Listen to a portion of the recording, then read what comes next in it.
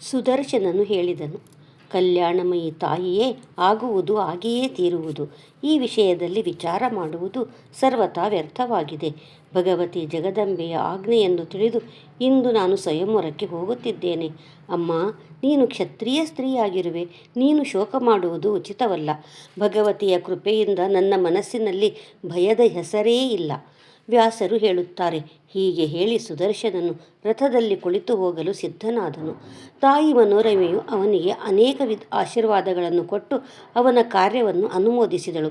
ಅವಳು ಹರಸುತ್ತಾ, ಭಗವತಿ ಜಗದಂಬೆಯು ಮುಂಭಾಗದಿಂದ ನಿನ್ನನ್ನು ರಕ್ಷಿಸಲಿ, ಪಾರ್ವತಿಯು ಹಿಂಭಾಗದಿಂದ ರಕ್ಷಿಸಲಿ, ಎರಡೂ ಪಕ್ಕಗಳಿಂದಲೂ ಪಾರ್ವತಿ ರಕ್ಷಿಸಲಿ.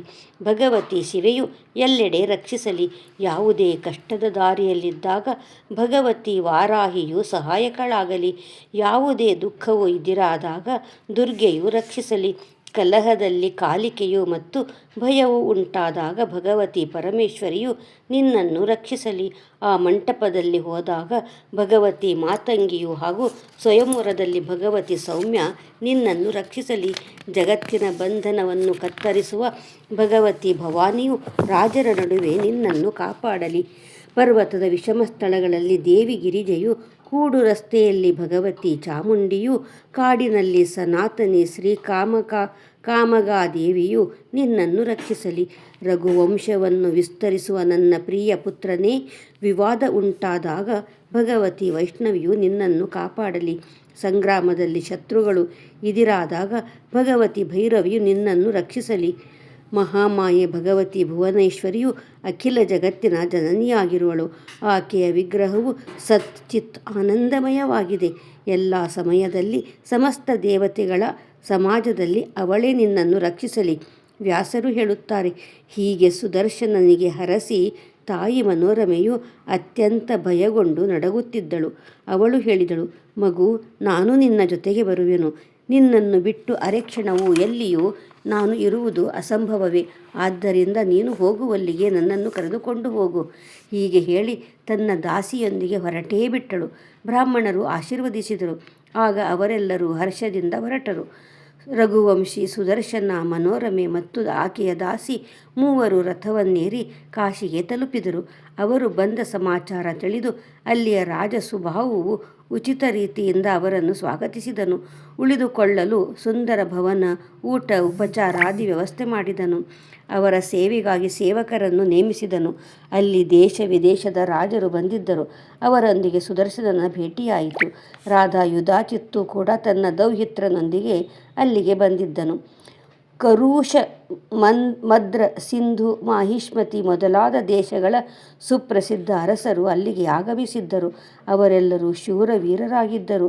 ಪಾಂಚಾಲ, ಕರ್ನಾಟಕ, ಚೋಲ, ವಿದರ್ಭ ಹಾಗೂ ಇತರ ಪರ್ವತೀಯ ಪ್ರಾಂತಗಳ ಅನೇಕ ಮಹಾಪ್ರತಾಪಿ ಯೋಧರಾದ ರಾಜರು ಆ ಸ್ವಯಂವರಕ್ಕೆ ಬಂದಿದ್ದರು. ಅವರೆಲ್ಲರ ಬಳಿ 63 ಅಕ್ಷೋಹಿಣಿ ಸೇನೆಯಿತ್ತು. ಎಲ್ಲೆಡೆ ಸೈನಿಕರು ತುಂಬಿದ್ದರು.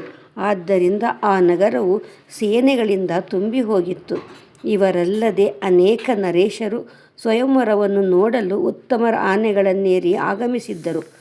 ಆಗ ಅನೇಕ ರಾಜಕುಮಾರರು ಸೇರಿ ಪರಸ್ಪರ ಮಾತನಾಡಿಕೊಳ್ಳುತ್ತಿದ್ದರು.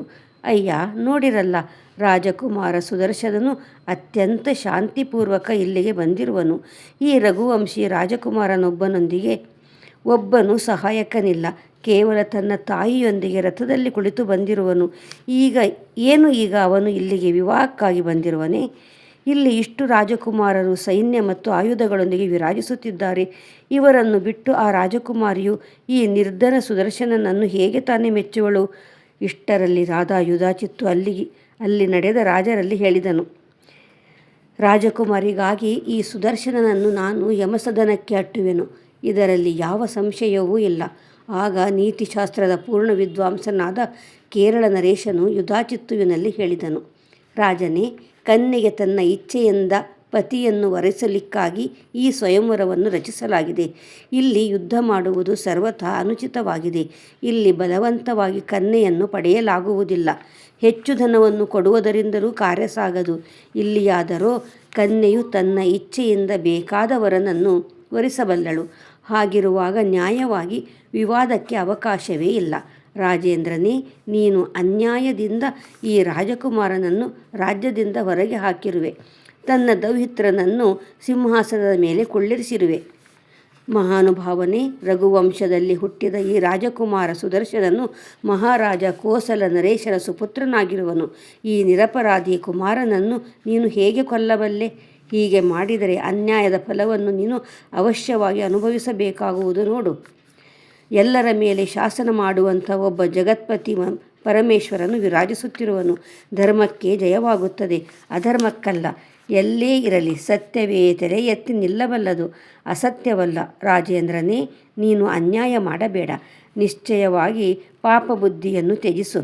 ಸುಂದರ ರೂಪವುಳ್ಳ ನಿನ್ನ ದೌಹಿತ್ರನೂ ಕೂಡ ಇಲ್ಲಿಗೆ ಬಂದಿರುವನು.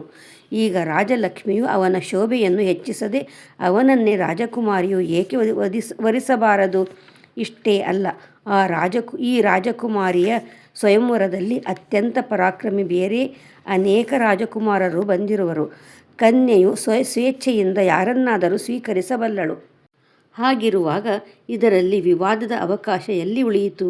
ವಿವೇಕಿ ಪುರುಷರು ಈ ವಿಷಯದಲ್ಲಿ ಪರಸ್ಪರ ದ್ವೇಷಭಾವವನ್ನು ಮಾಡುವುದು ಸರ್ವಥಾ ಅನುಚಿತವಾಗಿದೆ. ಇಲ್ಲಿಗೆ 18 ಮತ್ತು 19ನೇ ಅಧ್ಯಾಯ ಮುಕ್ತಾಯವಾಯಿತು. ಮುಂದಿನ ಅಧ್ಯಾಯದಲ್ಲಿ ಶಶಿಕಲೆಯ ಸ್ವಯಂವರದಲ್ಲಿ ರಾಜರ ಪರಸ್ಪರ ವಿವಾದ, ಸುದರ್ಶನನೊಂದಿಗೆ ವಿವಾಹವಾಗಲು ಶಶಿಕಲೆಯು ನಿಶ್ಚಯಿಸುವುದು, ರಾಜರು ಕೋಲಾಹಲ ಮಾಡಿದಾಗ ಸುಬಾಹುವು ಶಶಿಕಲೆಯಿಂದ ಸಮ್ಮತಿ ಪಡೆಯುವುದು. ವ್ಯಾಸರು ಹೇಳುತ್ತಾರೆ, ಮಹಾನುಭಾವನೇ, ಆಗ ಕೇರಳ ಅರಸನು ಹೀಗೆ ಹೇಳಿದಾಗ ರಾಜ ಯುಧಾಚಿತ್ತು ಹೇಳಿದನು, ನೀವು ರಾಜರಲ್ಲಿ ನಿಶ್ಚಯವಾಗಿಯೂ ಸತ್ಯವಾದಿಗಳು ಮತ್ತು ಜಿತೇಂದ್ರಿಯರಾಗಿರುವಿರಿ. ನೀತಿಯನ್ನು ನೀವು ಹೇಳಿರುವಿರಿ. ಆದರೆ ಸದ್ವಂಶೀಯನಾದ ರಾಜನೇ, ಪ್ರತಿಷ್ಠಿತ ರಾಜರು ಇಲ್ಲಿ ಇರುವಾಗ ಈ ಕನ್ಯಾರತ್ನವನ್ನು ಯಾವನಾದರೂ ಅಯೋಗ್ಯ ವ್ಯಕ್ತಿಯು ಕೊಂಡು ಹೋದರೆ ಈ ನ್ಯಾಯ ನಿಮಗೆ ಮೆಚ್ಚಿಕೆಯಾದೀತೆ? ಸಿಂಹಭಾಗವನ್ನು ನರಿಯು ತಿಂದು ಹೋದರೆ ಅದನ್ನು ಉಚಿತವೆಂದು ಹೇಗೆ ತಿಳಿಯಲಾದೀತು? ನೀವು ಯೋಚಿಸಿರಿ. ಈ ಸುದರ್ಶನನು ಈ ಕನ್ಯೆಯನ್ನು ಪಡೆಯಲು ಯೋಗ್ಯನಿರುವನೇನು? ಮಹಾರಾಜನೇ, ಬ್ರಾಹ್ಮಣರ ಬಲವು ವೇದವಾಗಿದೆ, ರಾಜರ ಬಲ ಧನುಷ್ಯದೊಂದಿಗೆ ಸಂಬಂಧಿಸಿದುದು. ಈ ಸಂದರ್ಭದಲ್ಲಿ ನಾನು ಹೇಳುವುದು ಅನ್ಯಾಯವಿದೆಯೇ? ರಾಜರ ವಿವಾಹದಲ್ಲಿ ಬಲದ ಮೂಲ್ಯವೇ ಪ್ರಧಾನವಾಗಿ ವಿಖ್ಯಾತವಾಗಿದೆ. ಆದ್ದರಿಂದ ಇಲ್ಲಿಯೂ ಹೆಚ್ಚು ಬಲಿಷ್ಠನಾದವನೇ ಈ ಕನ್ಯಾರತ್ನವನ್ನು ತನ್ನದಾಗಿಸಿಕೊಳ್ಳಲಿ. ಶಕ್ತಿಹೀನನಾದವನು ಎಂದೂ ಇವಳನ್ನು ಪಡೆಯಲಾರನು. ಆದ್ದರಿಂದ ಪಣ ಒಡ್ಡಿ ರಾಜಕುಮಾರಿಯ ವಿವಾಹವಾಗಲಿ. ಇಲ್ಲಿಯೂ ಇದೇ ನೀತಿ ಉಪಯೋಗಿಸಬೇಕು. ಇಲ್ಲದಿದ್ದರೆ ರಾಜರ ಸಮಾಜದಲ್ಲಿ ನಿಶ್ಚಯವಾಗಿಯೂ ಭಾರೀ ಗೊಂದಲ ಉಂಟಾದೀತು. ಈ ಪ್ರಕಾರ ರಾಜರಲ್ಲಿ ಪರಸ್ಪರ ವಿವಾದ ನಡೆಯುತ್ತಲೇ ಇತ್ತು. ಆಗಲೇ ಸಭಾಭವನದಲ್ಲಿ ಮಹಾರಾಜ ಸುಬಾಹುವನ್ನು ಕರೆಸಲಾಯಿತು. ಅವನು ಬರುತ್ತಲೇ ಸಾರದರ್ಶಿ ಕೆಲವು ರಾಜರು ಹೇಳಿದರು, ರಾಜನೇ, ಈ ವಿವಾಹದಲ್ಲಿ ನೀನು ರಾಜೋಚಿತ ನೀತಿಯನ್ನು ಅನುಸರಿಸು. ಮಹಾರಾಜ, ನೀನು ಏನು ಮಾಡಬೇಕೆಂದು ಬಯಸುವೆ? ಸ್ಪಷ್ಟವಾಗಿ ತಿಳಿಸುವ ಕೃಪೆ ಮಾಡಬೇಕು. ರಾಜನೇ, ಈ ಪುತ್ರಿಯನ್ನು ಯಾರಿಗೆ ಕೊಡಬೇಕೆಂದು ಮನಸ್ಸಿನಲ್ಲಿ ಯೋಚಿಸಿರುವೆ? ರಾಜ ಸುಬಾಹು ಹೇಳಿದನು, ಮಾನ್ಯ ರಾಜರೇ, ನನ್ನ ಈ ಕನ್ಯೆಯು ಮನಸ್ಸಿನಲ್ಲೇ ಸುದರ್ಶನನನ್ನು ವರಿಸಿ ಬಿಟ್ಟಿರುವಳು. ಇದು ನಿಶ್ಚಿತವಾದ ಮಾತು. ನಾನು ಪದೇ ಪದೇ ಸಮಜಾಯಿಸಿದರೂ ನನ್ನ ಮಾತಿಗೆ ಆಕೆಯ ಹೃದಯದಲ್ಲಿ ಜಾಗವೇ ಸಿಗಲಿಲ್ಲ. ಆಗ ನಾನು ಏನು ಮಾಡಲಿ? ಈಗ ನನ್ನ ಮಗಳು ನನ್ನ ವಶದಲ್ಲಿಲ್ಲ. ಸುದರ್ಶನನು ಬಂದು ಬಿಟ್ಟಿರುವನು. ಅವನೊಂದಿಗೆ ಒಬ್ಬನೂ ಸಹಾಯಕನಿಲ್ಲದಿದ್ದರೂ ಅವನ ಮನಸ್ಸಿನಲ್ಲಿ ಚಿಂತೆಯ ಹೆಸರೇ ಇಲ್ಲ. ವ್ಯಾಸರು ಹೇಳುತ್ತಾರೆ, ರಾಜನೇ, ಅನಂತರ ಆ ಎಲ್ಲ ಸಮ್ಮಾನನೀಯ ಅರಸರು ಸುದರ್ಶನನನ್ನು ಕರೆಸಿದರು. ಸುದರ್ಶನನು ಒಬ್ಬಂಟಿಗನಾಗಿ ಬಂದು ಶಾಂತಭಾವದಿಂದ ಕುಳಿತುಕೊಂಡನು. ಬಂದ ರಾಜರು ಎಚ್ಚರಿಕೆಯಿಂದ ಅವನನ್ನು ಹೇಳಿದರು, ರಾಜಕುಮಾರನೇ, ನೀನು ಬಹಳ ಭಾಗ್ಯಶಾಲಿಯಾಗಿರುವೆ. ನೀನು ಉತ್ತಮ ವ್ರತವನ್ನು ಪಾಲಿಸಿರುವೆ. ಆದರೆ ನೀನು ಈ ರಾಜರ ಸಮಾಜದಲ್ಲಿ ಒಬ್ಬನೇ ಬಂದಿರುವೆ. ನಿನ್ನನ್ನು ಇಲ್ಲಿ ಯಾರು ಕರೆಸಿದರು? ನಿನ್ನ ಬಳಿಯಲ್ಲಿ ಸೇನೆ ಇಲ್ಲ, ಭಂಡಾರವಿಲ್ಲ, ಹಾಗೂ ನೀನು ಹೆಚ್ಚು ಬಲಿಷ್ಠನಾಗಿಯೂ ಇಲ್ಲ. ಮಹಾಮತಿಯೇ, ಮತ್ತೆ ಯಾತಕ್ಕಾಗಿ ನೀನು ಇಲ್ಲಿಗೆ ಬಂದಿರುವೆ? ನಿಜವಾದ ಮಾತನ್ನು ತಿಳಿಸುವ ಕೃಪೆ ಮಾಡು. ಯುದ್ಧದ ಅಭಿಲಾಷೆಯುಳ್ಳ ಅನೇಕ ನರೇಶರು ಇಲ್ಲಿಗೆ ಬಂದಿರುವರು. ಅವರೊಂದಿಗೆ ಸಾಕಷ್ಟು ಸೈನ್ಯವೂ ಇದೆ. ಎಲ್ಲರೂ ಈ ರಾಜಕುಮಾರಿಯನ್ನು ಪಡೆಯುವ ಅಭಿಲಾಷೆಯಿಂದ ಬಂದಿರುವರು. ನೀನು ಏನು ಮಾಡಲು ಬಯಸುತ್ತಿರುವೆ? ರಾಜಕುಮಾರಿಯನ್ನು ಪಡೆಯಲಿಕ್ಕಾಗಿ ನಿನ್ನ ತಮ್ಮ ವೀರ ಶತ್ರುಜಿತ್ತುವು ಇಲ್ಲಿಗೆ ಬಂದಿರುವನು. ಅವನ ಸಹಾಯದ ವಿಚಾರದಿಂದ ಮಹಾಬಾಹು ಯುಧಾಚಿತ್ತು ಇಲ್ಲಿರುವನು.